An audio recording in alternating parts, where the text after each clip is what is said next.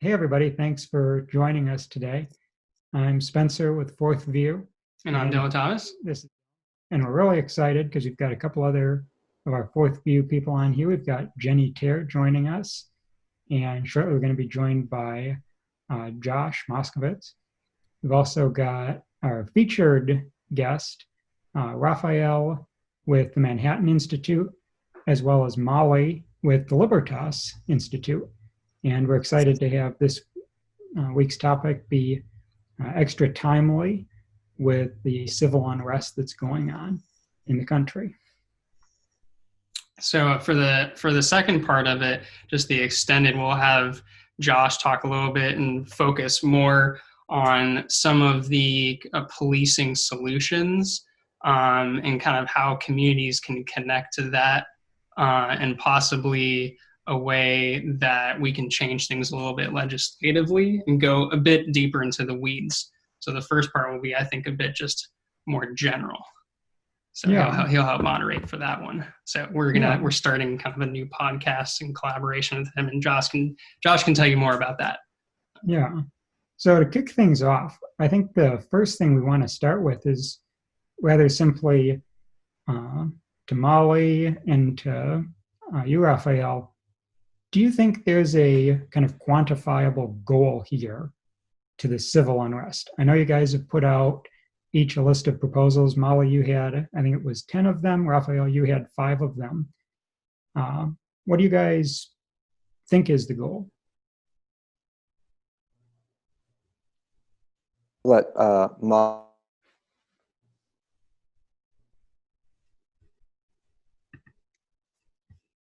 I think he said I'll let Molly start, but yes. I'll go ahead. Yeah, broke out for a second. Oh, sorry about that. Well, I mean, I think it's different everywhere, but I think we want to see accountability when police act with misconduct. That's definitely a common theme among America. And with these specific cases of George Floyd and Breonna Taylor, people want to see justice served in the criminal system. They want to see criminal charges brought against the police officers involved in those killings. And, whether that's justified or not is up to the prosecutors to decide and the local law enforcement there. But I mean, as far as policy discussions, there's going to be all sorts of things that we are going to be pursuing here in Utah, and I know nationwide, a lot of other groups. We need to talk about more de-escalation training. We have to talk about use of body cameras and regulation around that. Abolishing qualified immunity is another one. I'm sure we'll go into depth later on, but banning forcible entries with no-knock warrants, just to name a few of the goals we've been pursuing here in Utah, and I think are smart to pursue on the state level elsewhere. I think what I would say is that we have to separate out, the protests and the sort of policy recommendations that have followed in their wake.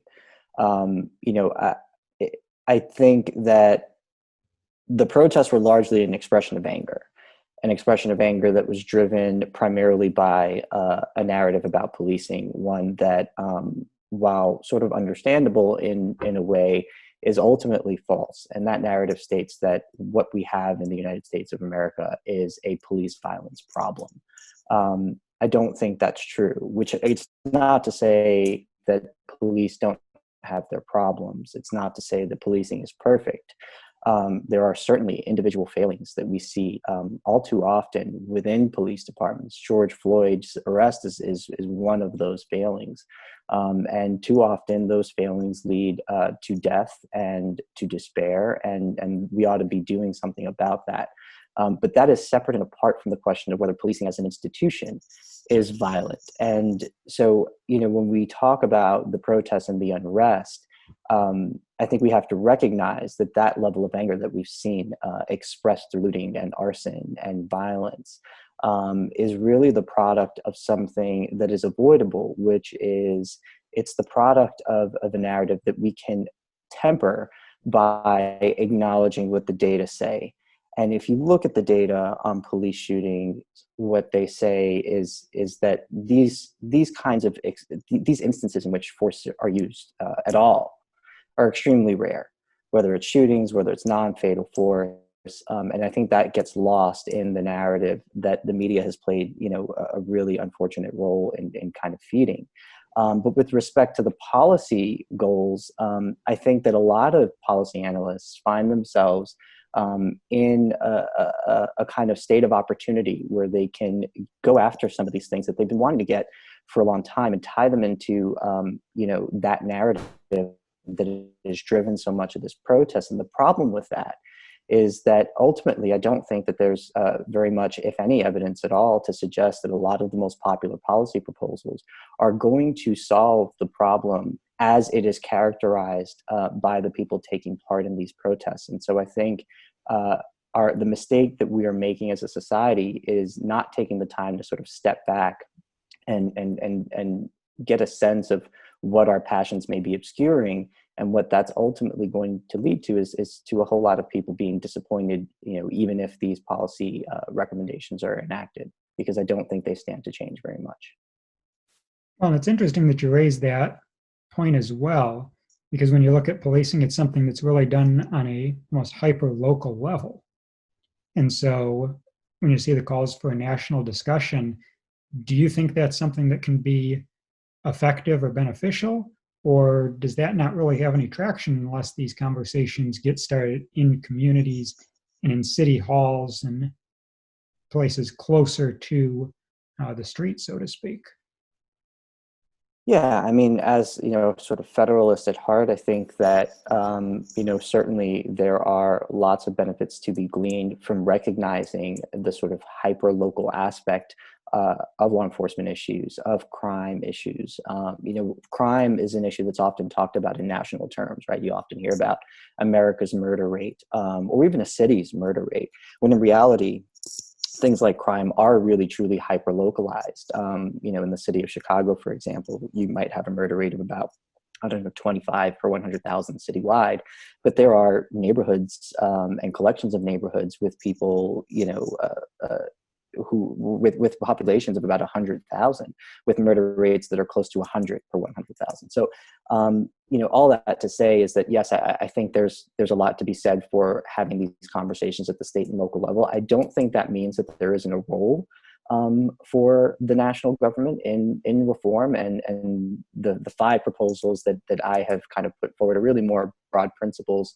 Those principles were aimed at federal lawmakers, things that the federal government can do to incent state and local leaders to move in certain directions. But the ultimate point here is that if we don't have a proper sense of the scope of the problem of police violence, we are going to end up overstating the potential for any reforms that are enacted to actually make a difference. And I worry about that because, I think we have some evidence already that there is not going to be much of an appetite for giving credit when progress is made when it comes to law enforcement, because I think there are a lot of vested interests that see law enforcement as a sort of convenient foil to have. For it to be ever present, right? I mean, New York City in 1971, the NYPD fired their weapons more than 800 times. They wounded 220 something people, and they killed 93. By 2016, that number was down to 9 deaths and only 23 wounded. That's an incredible amount of progress.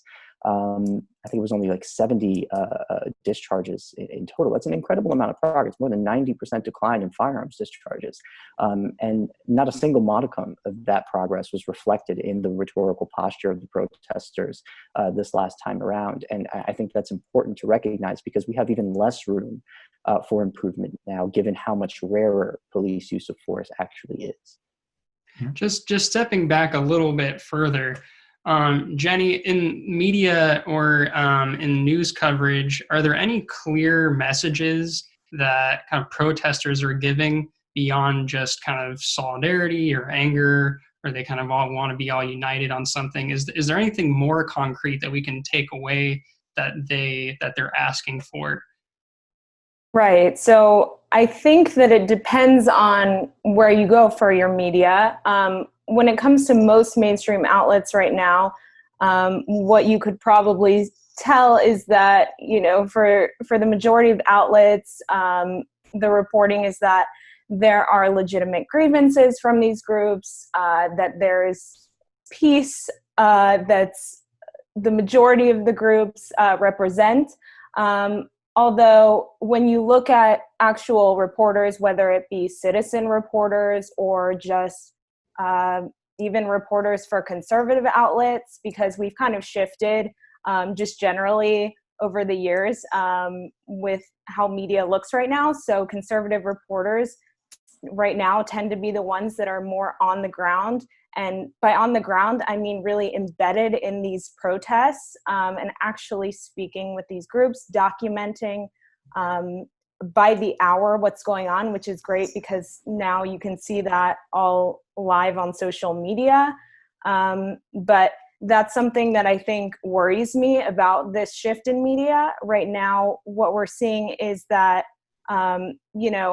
I tuned into CNN the other day and I see that there's a reporter talking about how the area is pretty peaceful. We've heard it described, and I'm talking about Chaz, this autonomous zone, quote unquote, that's been established in Seattle. And you see this CNN reporter kind of outside of Chaz talking about that it's mainly peaceful and that it's, if it's this description of a block party. And then you see the actual reporters inside Chaz day and night. And that's not what's going on. So that is a concern that there's a slant in the media reporting for sure. Mm-hmm. So Molly, I think we first came across your proposal for 10 different actions. Do you want to give us a quick rundown of those and kind of what your thinking was when you established those? Yeah, I'll start off by saying, there's been this view that a lot of the policy proposals are just coming up now, and they're these quick solutions that might not work. I will say that there are many policy organizations, such as the one I work at, Libertas Institute, that have been working on these policies for years. We've been up at the state legislature having discussions, and it's just now that it's getting a lot of attention. So it's not like these are pulled out of thin air. And, I won't go into all of them. I'll talk about some of the most important ones that we think there's an appetite for moving legislation. I mean, legislators they want to do something. Policymakers want to act and push the right laws forward. And so that's why we're trying to be an advocate and be there as a form of support in what we think is the best way. And one thing we talk about is defining in state code exactly what excessive force is. Right now in many states, it's pretty broad. A lot of states allow each police department to come up with their own terms. And we think in terms of accountability, there needs to be an explicit definition. For example, one of the things we've seen across states in the past couple weeks is a ban on neck restraints, or another idea we have is prohibiting additional force from being applied after a person is already properly detained. There's no need to choke, punch, or kick the suspect. It seems obvious, but there needs to be a state law. And another thing we talk about is de-escalation training. There was a project done by the Use of Force Project, and they examined over 100 police departments across the country, and they found that departments with restrictive use of force policies, such as comprehensive reporting requirements, de-escalation trainings, warnings before shootings, things along those lines, they had fewer police killings. So, and actually each policy implemented was associated with a 15% reduction in killings. So there is evidence that those policies do work. Obviously, we have to have evidence-based policies, and we can't just have feel-good trainings, as some police departments have unfortunately adopted, but I think smart policy there is definitely needed. Another thing, this will be my last one, but is a ban on forcible entries with no-knock warrants and regulations on all search warrants served. We know in Utah, at least, we're the only state that collects data on when a tactical police police force is deployed. And we know that in Utah, 76% of tactical police deployments for search warrants are for drug-related cases. So mostly low-level things that probably don't need militarized SWAT teams coming in and bursting someone's door open. It's extremely dangerous for not only the civilians involved, as we saw with Breonna Taylor, but also with police. Their lives are put at risk because of these highly dangerous situations. So those are just three of the policies that we're proposing here in Utah. A couple of things that just came to my mind, Molly, were with your first point about somewhat nationalizing policing standards. Doesn't that suppress local discretion on how to use force, and basically saying police officers aren't smart enough to know what to do on their own? And then secondly, with training, after Rafael was just saying that shootings have gone down dramatically, or firearm discharges have gone down dramatically over time, how much more training is really going to be needed if discharges are so low now? Yeah, to answer your first question on the nationalization, we're not advocating for nationalization. We're advocating for state legislatures to work with the local communities, with the police departments, and come up with those standards. And so, yeah, that's what I would support. I would think it's different in every state, and some states might already have excessive force defined in state code, but that's what we think in terms of accountability of best practices. Having a standard across the state is generally better. And in terms of de-escalation training, there is a statistic about police shootings going down, but that doesn't necessarily encapsulate the contentious and often predatory relationship between cops and individuals, a lot of times in lower income neighbors and inner cities. A cop doesn't have to kill someone or shoot at them to have destroyed someone's faith in police, or even arrest them for an incident to happen. And although progress is certainly commendable, and I agree that we do need to be doing a better job of showing those successes to the public and publicizing those in the media, the official statistics around firearm usage just doesn't capture the day-to-day interactions that happens when cops are unnecessarily aggressive and confrontational.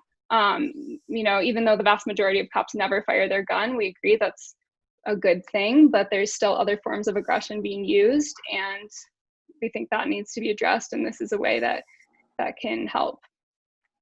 So if I could just jump in and respond to a couple of those things. I mean, I would say that it's not just firearm.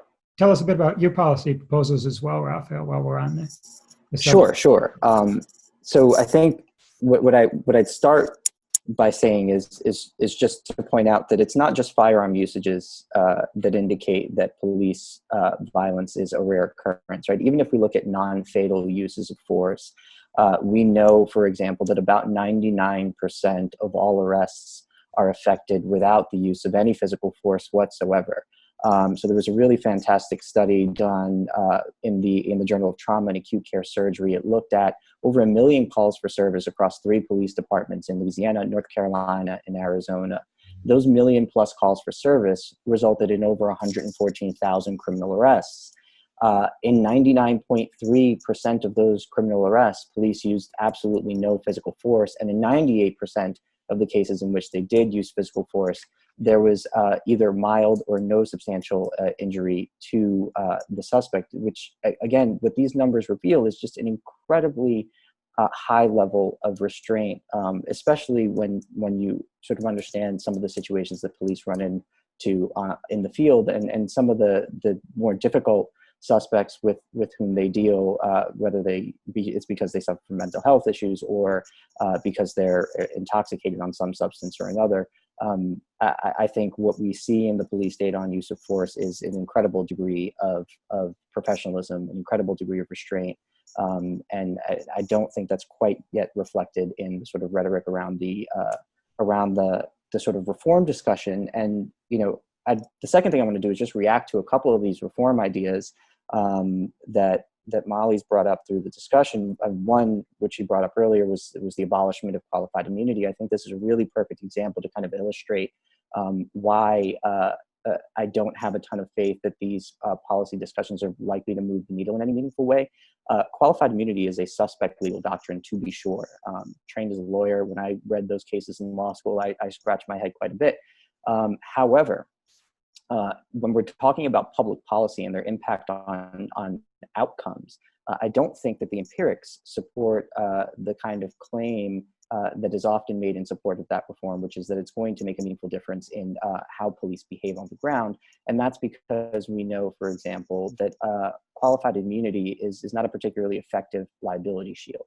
There was a really fantastic study done in the Yale Law Journal, which went through over 1,000 cases, found about 900 and some change in which qualified immunity could be raised as a defense. Not only was it not raised as a defense in a good number of those cases, qualified immunity was only the basis for either a dismissal or a grant of summary judgment, even a partial grant of summary judgment, in just 3.9% of all of those cases. We have a database here in New York City called CAPS of police litigation. It's got about over 2,500 lawsuits in the database. Just 74 of those lawsuits with dispositions were disposed of in favor of defendants. Again, this is not to say this is not a defense of qualified immunity as a doctrinal. This is not to defend the doctrinal existence of qualified immunity. Rather, it is to say that it has a very limited capability of making a difference in police behavior. When it comes to things like, de-escalation training, again, if you look at the literature reviews, de-escalation training has a long history of being studied. It was invented in the healthcare context, in the mental health care context, more than 40 years ago. And none of those literature reviews show any kind of promising data that would say that this is going to make a meaningful difference. So we've got, one study that was published in the British Journal of Psychiatry said, quote, "No study of moderate quality or above provided any evidence of attitudinal change impacting de-escalation performance or rates of violence and aggression." And it also said that there was little evidence to suggest that de-escalation skills may be influenced through modification of staff attitudes.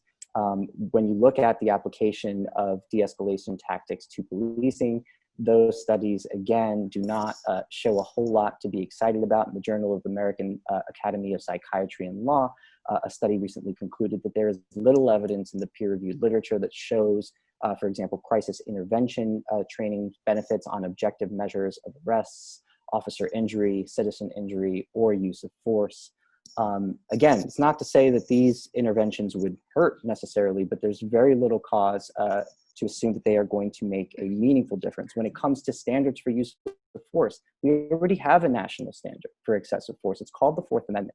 And the reason that we don't codify the exact existence, the exact circumstances under which force is excessive is because the lodestar of the Fourth Amendment is reasonableness, which is by definition a context-dependent question. And so legislatures don't have the foresight to say in advance what the context dictates will be lawful in a given circumstance. And that is why the Fourth Amendment sort of case law has developed as it has. I will say that there's one point of agreement here, which is that I do think that we need to scale back the use of no-knock warrants. I think I would not, however, ban them categorically because, again, context can, I think, indicate some circumstances in which that is a valid tactic. I do think that one way to look at this, and this is one of the 5 proposals that I've suggested, is to suggest that that commanding officers actually be required to make a finding that a no-knock warrant is tactically necessary. The 4 other ideas that I have put forward are ways to sort of incent higher level recruits to join police departments, much in the way that the military has been successful in doing by allowing college graduates to commission as officers, which gives them a kind of higher ceiling in terms of promotion and pay scale. I think there has to be a real effort to fund better legal training for police officers who are consistently expected to sort of apply legal doctrines to the facts as they develop before them in real time. That's something that lawyers really have a lot of trouble doing in post hoc analyses. And I don't think it's fair to say that our police officers are well equipped to do that in real time. And I think we can support them in that. And I think that would inure to the benefit of both police officers as well as members of the public. I agree that we should have a wider adoption of body-worn cameras. However, again, the evidence here is pretty clear. It does not show a likelihood of affecting police behavior. It does show, however, that it will aid in criminal investigations to a significant degree. And then finally, I think we need to do more to support smaller police departments in collecting data and publishing it and making it publicly accessible so that policy analysts like Molly and myself can have better informed debates about what to do in the policy space. And, I think our country does suffer from a paucity of data, especially from, smaller departments in urban and exurban areas. Well, one of the things that I think both of you kind of touched on and alluded to here actually brings me back to one of the questions we got ahead of time. And it was, with all of the movements calling to defund the police departments growing, and at the same time, a lot of calls for increased training, how is it going to be possible to do both of those things? Well, I think they're at odds, right? The defund the police movement is kind of based on the assertion that police are sort of irredeemable to some extent, which is at odds with the claim that they need to be better trained, because one of those arguments claims that they're somewhat impervious to those kind of training interventions. As tempting as it is to not take the defund movement seriously, I think that we've seen that they've made some real progress. But I would warn people supportive of that movement that impacting police officers' abilities to do their job on the enforcement side is going to have a real impact. It carries significant downside risk, and that downside risk is not going to be equally borne by communities across a particular jurisdiction. That downside risk is going to be disproportionately borne by Black and Brown communities who are already dealing with enough. And I think we saw that in Chicago over the last couple of weekends. At the height of the riots, while police were busy quelling the unrest in the neighborhoods on the south and west sides of Chicago, the weekend of May 29th was the most violent weekend that city has seen all year. I don't think that's a coincidence. May 31st was the most violent day in Chicago's history since 1961, which is when they started to keep track. Again, I don't think that is a coincidence. So we have lots of evidence that gives us an idea of what happens when police step back, and forcing them to do that by cutting their budgets, I think is, again, a risky proposition that I don't feel comfortable endorsing, given how disproportionately those risks are going to be borne. Molly, you seem like you had a few things to say. Yeah, absolutely. I would say that I'll respond to like a couple of the points. I would say that the Constitution as a document isn't enough to police the police. The state legislatures have passed plenty of laws, over the past however many years, and they've passed plenty of laws restricting police activity, and that hasn't been a bad thing. That hasn't been a collectively bad thing. So I don't see why now, if we want to add more restrictions, how that's a net harm to anyone. I mean, plenty of police departments are going on their own right now and banning chokeholds, and that's obviously in response to the George Floyd case, and I don't think that's necessarily a bad thing. And we shouldn't be, it's not that they distrust their officers, it's that they realize the net harm that it causes and they're making a policy decision. I think sometimes a line does need to be drawn in the sand of what's right and what's wrong, and sometimes we need standards for that. So to disregard any legislative restrictions on police is, I would say, erroneous. And I guess I'm not sure what the last question is, or if you want me to answer it, but. Well, sure, we were just talking a little bit about funding, but if you wanted to address that, certainly could. The other thing, which might be a bit more in line with some of your proposals is simply the idea of weaving police protection in with some other wider web of services. Gotcha. Yeah, as far as funding, I mean, I'm not for defunding the police necessarily. I think there's misunderstanding around what that term even means to begin with. Many of the advocates are saying that it means reallocation of fund into community resources. Whether that is, whether there's evidence to support that being an actual solution there's not a ton out there suggesting that that's a great policy. However, I think there's evidence of, or there's room for improvement within police budgets and reallocation of funds to be funding things like police body cameras. And although it doesn't necessarily reduce violence within police or police brutality, there's no evidence to show that. It does increase accountability. I mean, without camera and video footage, how would we have known what happened? In the George Floyd case or in the case of Ahmaud Arbery, obviously there was cell phone footage there, but if there was no one there and police were interacting, I think that's argument enough for the use of body cameras and for funding of that. And so I think we definitely need to be taking a long, hard look at the budgets and prioritizing things that make police more accountable, and training that could help reduce violence in the future. And then one of the other things that came up, if you'll indulge us for a second and kind of put on your futurist hats for a minute, the use of AI. A lot of people have been talking about, okay, how can we get a more fair, more equitable police system? Do you think there's a role for AI in that? And do you think there's a role for kind of deep data dives into a lot of the statistics? Or do you think that is likely to be inherently biased and kind of raise many of the same concerns that we're seeing now against the individual police officers? I think that there's certainly some areas in which deep data dives can and ought to and currently do inform some of our criminal justice decisions. So we see that in the pretrial release context with bail decisions, right? So oftentimes judges will use a risk assessment tool that is algorithmic in nature, that sort of takes a bunch of different data points and then comes up with a recommendation based on a risk score.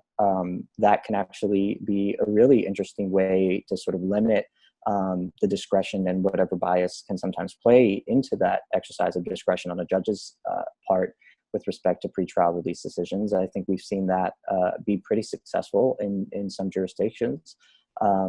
And so that's one way. The Chicago Police Department has been experimenting with algorithms to develop something called a strategic subjects list, which allows them to assign a risk score to people within their jurisdiction that they can then identify and try to sort of intervene as given the risk that they will be involved in or as both either the victim or perpetrator of gun violence. The problem with some of that is that, of course, police resources are limited, and so it's hard to scale up those interventions. But I think that the future does hold a broader role for big data in policing, and if we're careful about it and circumspect and deliberate, I think it can yield benefits. Yeah, and I'll just jump in. I would agree. There's definitely a time and a place for AI in policing, and the bail reform discussion that you brought up is definitely relevant here. But we have to be really careful about how the algorithms are written. I mean, if bad data is going in, bad data is going to come out and make bad suggestions. And so we need to be looking at things like racial bias in those AI algorithms. And we need to talk about also perhaps tracking the data or use of force within police departments themselves, tracking complaints, tracking lawsuits, trying to identify perpetrators of violence and I guess, bad actors to try to ensure we have as good of a police force as we can get. And I think there's a role for AI looking inward and for looking outward and identifying crime. Yeah, I mean, one thing I'll just quickly say is that, the bias question when it comes to things like risk assessment tools is really a function of race neutral factors that are just simply correlated with race. But it's really important to recognize that those factors, criminal history being the main one, while highly correlated with race, is also one of the most accurate predictors of risk. And so as we start to play with things like risk assessment tools to try and make them more, quote, equitable, what we risk is their accuracy, which, again, can have real public safety impacts and, I think sort of cut into some of the benefits that technology can have.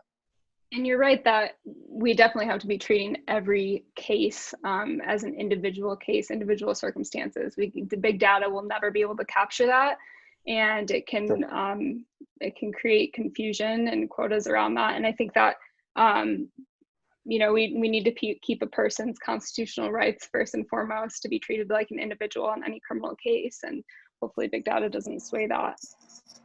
I agree.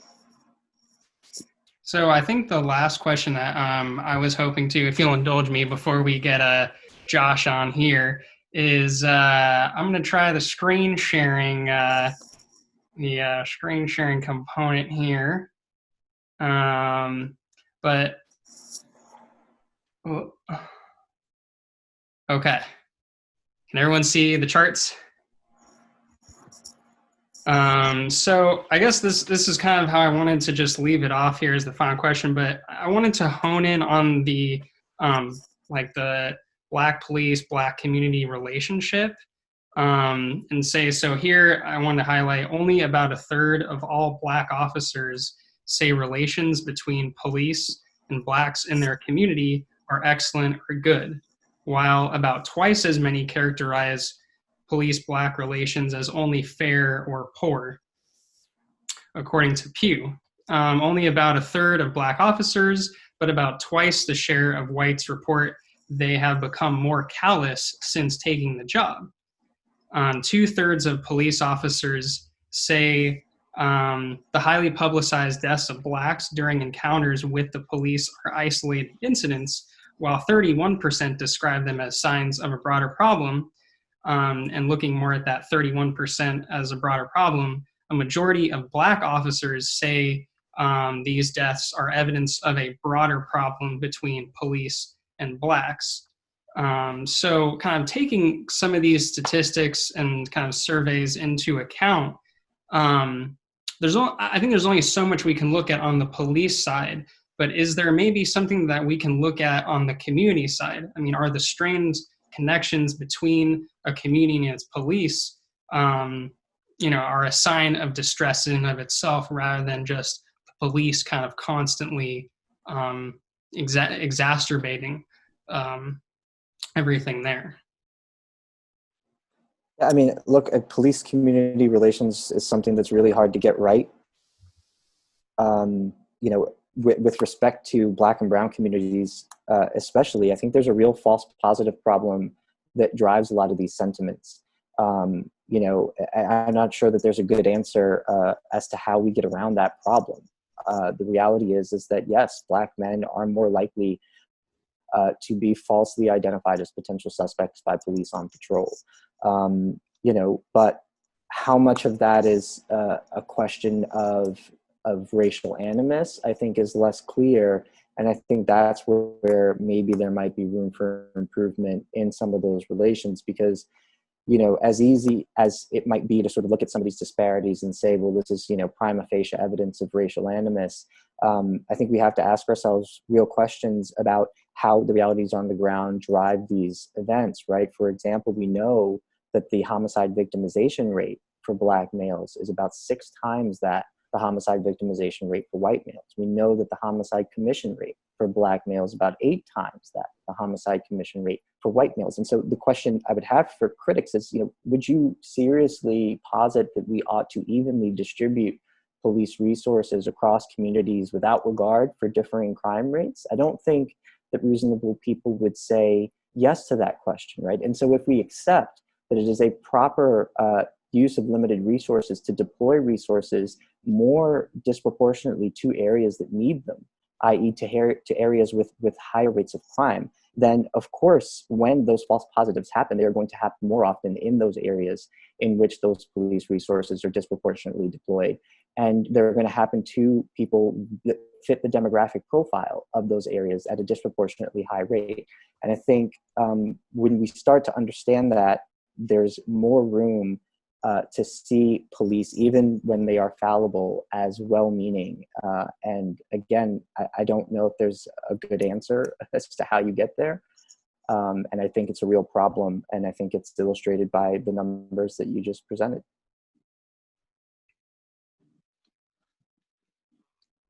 And I think this is a really interesting discussion, right? Because although we talk about all the violence statistics and how, police shootings are going down, violence is going down, those statistics just don't capture the relationship with police and minority communities, especially in lower income places and in inner cities, and the distrust that exists among those communities and among police. Just to contextualize this a little bit, we know like the drug war is a really good example. Like white people and minorities use at roughly the same rate, but minorities are arrested and convicted at much higher rates than white people.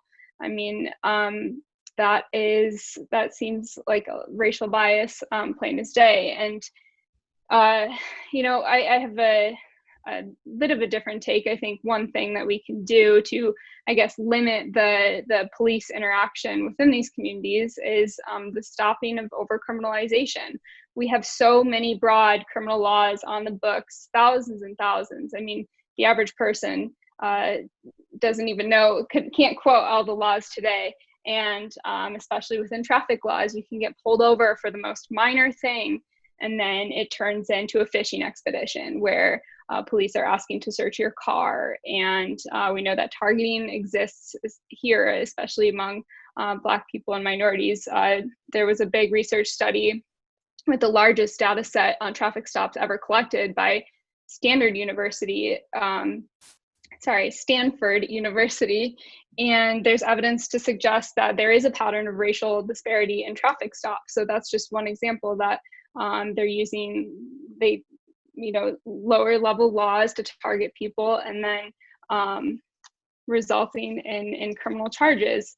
So I think over criminalization, legislatures need to look at the laws and see what needs to be criminal and what can be decriminalized. And we need to really take a hard look at how we're criminalizing things in state laws.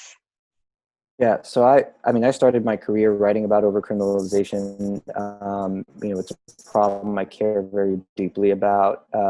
However, I think we have to sort of separate out that problem from the sort of traditional policing on the ground. The reality is that most of the things that cops are dealing with in enforcement actions are malum in se offenses, not the kind of malum prohibitum offenses that overcriminalization is really about, right? People understand, the vast majority of things that the police are interacting with them for, at least at some level. It's not like, posting a sign on the wrong wall in a business, or, catching a fish that's undersized or something like that. I will say again, though, I think what Molly just sort of exhibited for us is exactly the kind of, problematic analysis with respect to racial bias accusations, right? She said correctly that Blacks and whites often use drugs at the same rate, yet we see more enforcement in Black communities than we do in white communities. Again, you have to control for relevant factors here. One of the relevant factors is police resource deployment. You're not going to have the same number of resources deployed in white communities but have lower rates of serious violent crime. That's going to feed at least some of the disparity. The other part of it, too, is that what we have to understand about drug enforcement is that it is largely pretextual in nature. The same thing goes for traffic enforcement. Police officers know what they are doing, right? It doesn't matter necessarily that whites and Blacks use drugs at the same rate, because use is not what the goal is. The goal is not necessarily reducing use. That's not what street officers and anti-crime units are out there trying to do when they're doing drug interdictions, when they're doing searches of cars during traffic stops. What they understand is that there is a large degree of overlap between drug offenders and violent offenders. And they know that by going after the drug offenses, that enforcement action can yield benefits that go beyond the world of drugs and into the world of violence. That's why you saw the 100-to-1 sentencing disparity codified in the Anti-Drug Abuse Act of 1986, right? Crack cocaine and powder cocaine saw a 100-to-1 sentencing disparity ratio, right? That means 100 times the amount of crack cocaine or powder cocaine would get you the same sentence as that 1 gram of crack cocaine. Why is that? It's because of the violence that attended the crack cocaine trade. There's a reason that 16 of the 19 members of the Congressional Black Caucus supported, not just supported, co-sponsored the Anti-Drug Abuse Act of 1986. If you Google Charlie Rangel and William F. Buckley, you will find the leader of the Congressional Black Caucus and Charlie Rangel debating William F. Buckley and at one point suggesting life in prison for crack dealers. The reality is that the violence that surrounded the crack trade is what drove that enforcement. Pretextual drug enforcement is still very much a factor in those disparities. And, I think it is unfair and unhelpful to malign police officers as bias just by looking at those top level statistics and not trying to control for those other race neutral factors that are important. Well, I think this leads into a lot of what Josh wanted to talk about. So at this point in time, I think we'll hand the floor over to him and let him do a quick intro and take up that conversation. Sound good, Josh? Oh, I don't think we can hear Josh. We can't hear you, Josh. might be on your computer.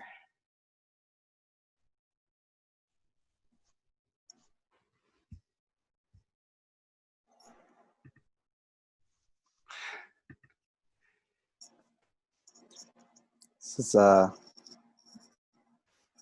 much more common in the COVID era. Testing. There we go.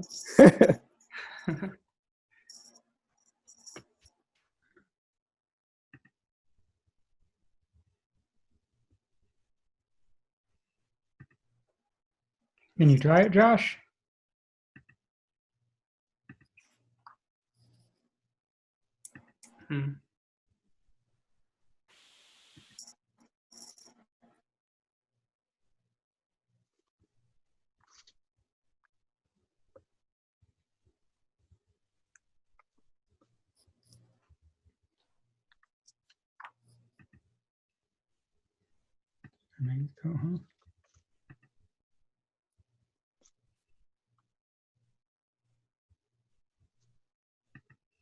Is that making, well, while we're waiting for Josh to see if we can get the mic working there, do we have any questions from the audience?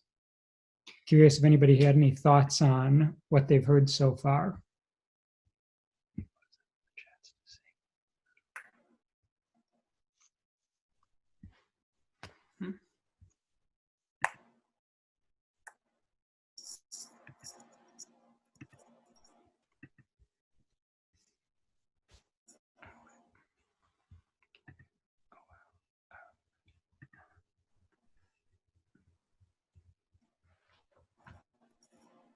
Yeah, the chat should be up and running if anyone had any questions there. And any luck with that mic, Josh?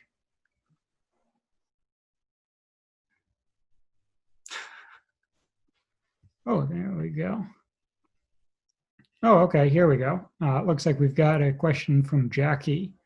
What are your thoughts on the calls to abolish police forces entirely? Have you ever seen it done successfully? I know we covered a little bit of this, and I think the only thing we saw was Camden County in New Jersey back in 2012 and Compton both disbanded, but they just kicked it up to the county level. So we don't know how impactful that was. Right. They kicked it up to the county level, and it's important in the Camden example to realize that the department that replaced the one that was disbanded was significantly larger, I think by 64%. which is why I think the sky didn't fall there, which is, the sort of shallow rhetorical argument being made in favor of disbanding police departments that cite the Camden example, right? People say, oh, well, Camden did it, the sky didn't fall. Well, that's because they replaced the old department with one that was 64% bigger and had much more equipment at its disposal because the county was better funded. So, yeah, I don't think much of that proposal at all. Mm. Oh, and I'm Molly?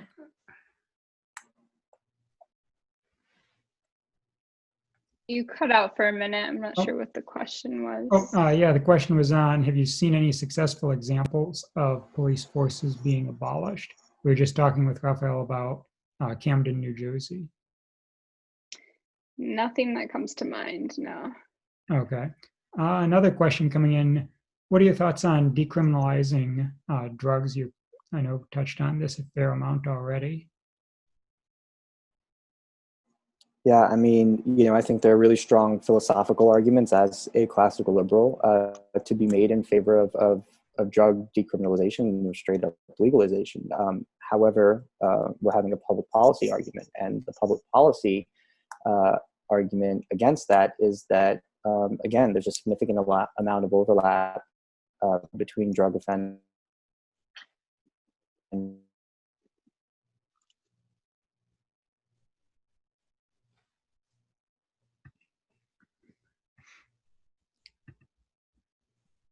And then we've got another question in here about, why do you think there's a perception of racism within law enforcement if the statistics are not supporting it? And what do you think can be done to change that perception? And really quick, it cut out. I didn't get a chance to answer the first question, if I can. Sure. I would say that decriminalizing drugs, yeah. I would say that it's far beyond a philosophical question. We can look at a country who actually decriminalized drugs nationwide, and it's Portugal.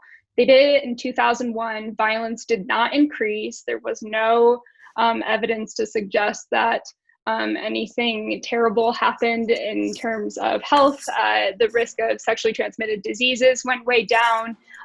Youth and underage children who were using drugs went way down since 2001. And they've seen all around really positive results. They were able to use the money from enforcing drug laws prior to 2001, invest it into community health resources. So that's a very tangible example of a policy that's been enacted countrywide, and there's no reason why it can't be tried in the US.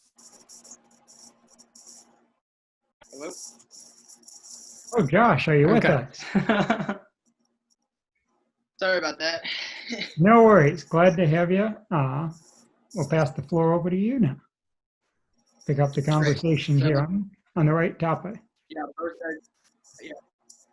awesome. I want to thank Fourth View for having me. This is great, and it's an important issue to discuss. So kind of building off what you guys were talking about earlier, I want to go a little bit more in detail to police reform.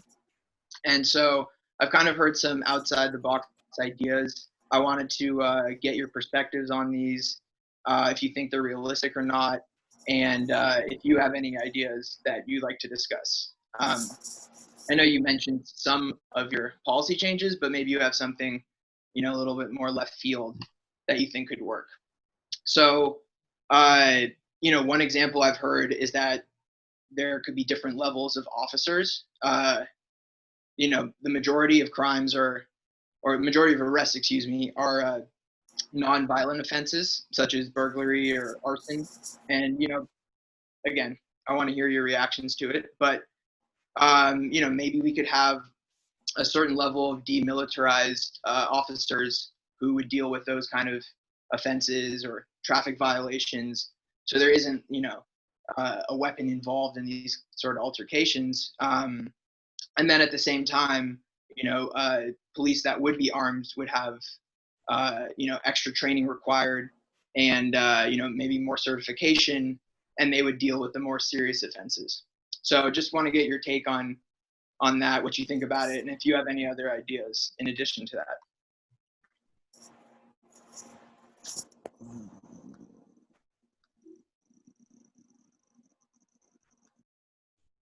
that goes for anyone. Did we lose Rafael there? I might have It's a dropped. fun night for Zoom. Molly. Yeah, that's an interesting idea. I have not seen like much evidence or study done on that, and that's kind of what I would want to base it off of. But I like my reaction is that I do like that idea. I know there are certain countries who don't have their officers who handle petty crime carry guns. They just carry tasers, and it results in less violence in a lot of those situations. And I think that's something that is worth looking into, is worth studying, at least maybe in a certain area, and to see how it works, because right now there's appetite for reform, and why not look into it? So I'm back. Don't know what I missed, but everything froze for a while. So my apologies. I'm not sure what happened there, but Yeah, no, well, we both had some problems, but I was just I was I've heard this idea of having different levels of police officers. Ones that deal with nonviolent offenses maybe could not be armed, versus armed police officers required to have more training or certain qualifications. So I just wanted to get your perspective on that, if you think it's realistic, or if you have any other kind of ideas that go along with that. yeah, no, I mean, I don't think it's realistic, specifically because of what I was getting into earlier, which I don't know if you heard, which is the overlap of violent and nonviolent offenders, right? We know that a lot of so-called low-level nonviolent offenders actually also do some pretty horrible things sometimes. One of the myths in a lot of these reform discussions is that criminals specialize, right? That there is such thing as the nonviolent drug offender, as if it's a static category, as opposed to the reality, which is that people kind of move to and from those categories of violence and nonviolence. And so, one of the reasons why police have been called upon to respond to some of these lower level incidents is precisely because people understand, that they can quickly devolve. And when they do, you need people who are trained, ready, willing, and equipped to use force if necessary. And, it's a sad reality of just life in general, but it is a reality nonetheless, and one that I don't think we can legislate away. Okay. Well, thank you for that. That's good things to hear. And so I guess moving to kind of a different issue, less specifically about police reform, more on the conversation of local government and their responsibility in conjunction with rioting and damage to property.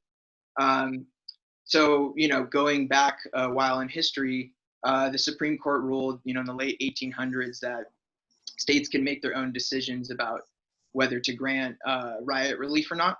And there are a handful of states that do have funds, but they're not obligated to provide payments. And this has led to many lawsuits, as recent as the Baltimore riots in 2015, but also from the LA riots in '92, and riots across the country after the assassination of MLK, for example. And as these riots have become more commonplace and the damage has become more extensive, insurance companies have started to exclude coverage for damages, and especially this affects the inner city where most of the damage is being done. So my question to you guys is, do you think cities should be held liable for these damages? And do you think that would encourage more action from the local government? I mean, yeah, no, I mean, it'd be weird to create a private right of action for damage done by which the city's liable for damage done by someone else. Ultimately, I don't think that that's a particularly positive direction to move. And I think that it could potentially create some problematic incentives to respond more harshly to riots before they get to that point. Again, this is one of these questions that just doesn't have a good answer. And that's okay sometimes. And in these debates, I think experts often feel like they have to have an answer to every question. I think that's the wrong instinct. Thankfully, riots are still extremely rare incidents. I don't think it's right to say that the damage has been more extensive. I think if you looked at the 1968 riots and the 1992 riots, you'd find significantly more damage than what we saw recently, and that's a good thing. But yeah, I'm not sure how I would respond to that. But my instinct is to say that it'd be weird to make the city liable for the actions of a third party. Okay. I pretty much agree with everything you just said. So Awesome. Well, you guys are on the same page there. Do you have anything to add, Jenny? I would just say that, when it comes to stuff like this, it's important for someone in the media, a reporter, to listen to all the perspectives like Rafael's and like Molly's. And that's important to the story, as well as being on the ground, like I said before. That's extremely important, which I think is why it's in the coming weeks, as all of these stories unfold, you're going to want to follow local news, because that's really where you're going to see the change.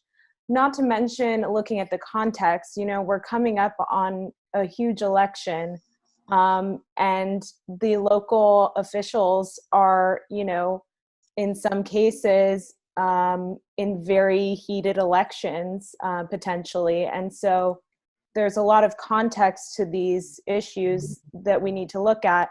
And if we're wanting to make change, then the public has to look to that election. So I think the local stories are going to be huge.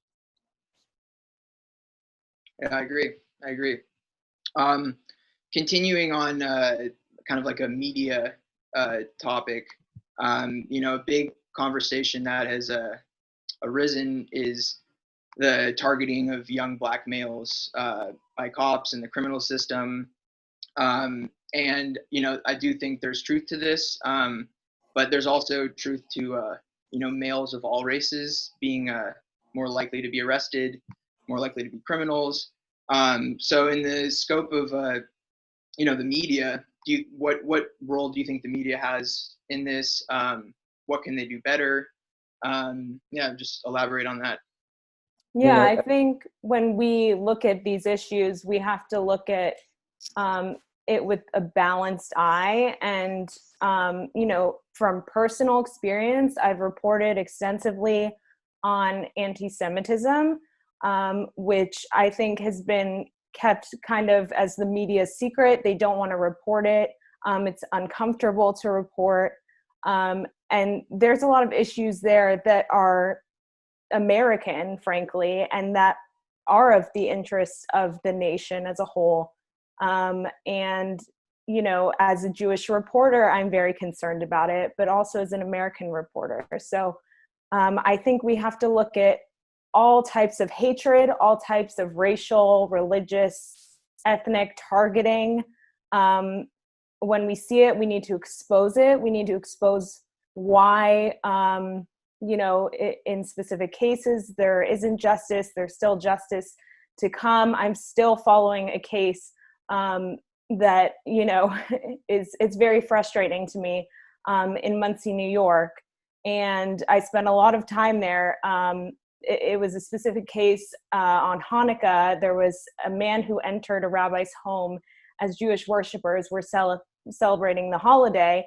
And he entered with a machete and he just planned to attack. And that's exactly what he did.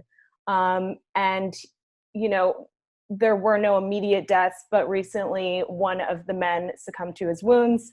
But the story's kind of gotten lost in the media. In that case too, there's been a lot of issues in the courts with the man who committed this crime. And, he's been in kind of a state of, he's been able to, in some ways, get away with it for a while. He's been deemed unfit for trial.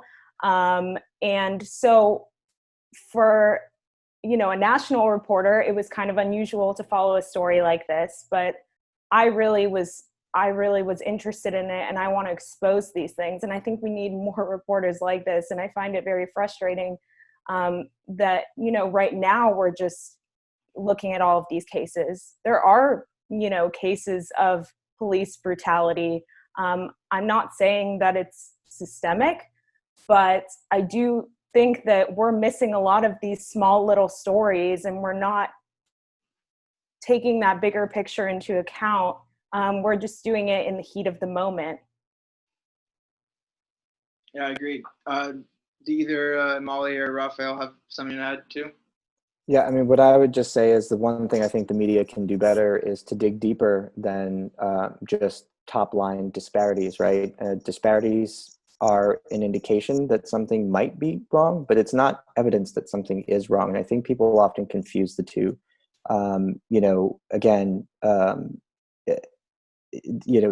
are lots of disparities. I don't think anyone would say that, for example, the fact that men make up 90% of people in prison indicates a sexism on the part of the criminal justice system, right? It's just that there are factors that when you control for them, like the fact that men commit a large disproportionate amount of serious violent crime, that would explain that. And I think we have to be willing to do that when it comes to race. I'm not sure why we don't. I think it might be because it makes people uncomfortable. But I think the alternative is what we're seeing now, which is that failing to do that leads people to buy into a narrative that ultimately stokes a lot of anger and can do a lot of damage in the long run, precisely for the very communities that we're concerned about here. And I would say that when, exactly what Jenny was talking about, like when violence does happen, even if it's against, whatever group they're a part of, whether they're part of the Jewish community or a minority community, or if it's just a white person, we have to be focusing on all of them, focusing on exposing violence when it does appear. And another thing I would say to build police trust when police misconduct happens is we need to, a lot of times there's internal investigations that happen, but we need to publicize the results of that. Police need to show the community, show the public that they are doing due diligence. They are looking into these cases rather than just telling the public there's going to be an investigation, and show us what's actually being done, because I think that could increase trust, and it'll lead to less people calling for the defunding of the police because they know there's accountability happening internally. Yeah, great. I agree. I think it's important to, like, as Rafael was saying, look under the surface. It's not just correlations. There may be more to it. And then also, in the scope of the media, they're not giving a fair perspective on everything. They're not being necessarily fair to the situations. So great. Those are the questions I had. I love the responses. I don't know if Dylan or Spencer want to hop in and wrap things up. Yeah. No, thanks again, Josh. Really appreciate kind of doing our extended time on that. And we're hoping to do more collaborations in the future together, get in a bit deeper. So but thank you again, really, for pitching some of the more specific questions, getting more pointed on that. And of course, thank you so much to Rafael and to Molly for joining us with all of their insights. We really appreciate you guys taking the time to explain some of your recommendations and see what's going to become of the discussion here. Thank you. It was my pleasure. Thank you. Thanks and for thank you having again me. so much to Jenny as well for giving her perspective on media and kind of how the public views a lot of what the protests are trying to, their goals. We're hoping to get an article out on this to kind of complete the circle. So that way we can actually have a more synced coverage of what's going on. So we look forward to having future coverage of this. We should do a round 2. Great. Awesome. Thank you again. Thanks again for everyone being here. Yeah. Bye.